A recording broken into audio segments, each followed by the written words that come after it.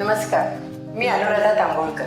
अनुराधा चॅनलमध्ये तुमचं मनापासून स्वागत. घरोघरी गौरी आणि गणपतीच्या आगमनाची जोरदार तयारी सुरू झाली असेल आणि बाप्पाच्या आणि गौरीच्या प्रतिष्ठापनेला आपल्याला पंचामृत हे करावंच लागतं. आता आपण पंचामृताचं साहित्य बघूयात.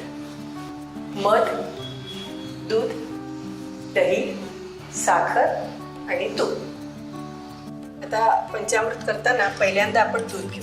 आपण एक 6-7 चमचे साधारण दूध घेऊ. त्याच्यामध्ये 1.5 चमचा दही घालूया. आता त्याच्यात आपण साखर घेणार आहोत. 1 चमचा भरून मध घातलेले, 2 चमचे तूप.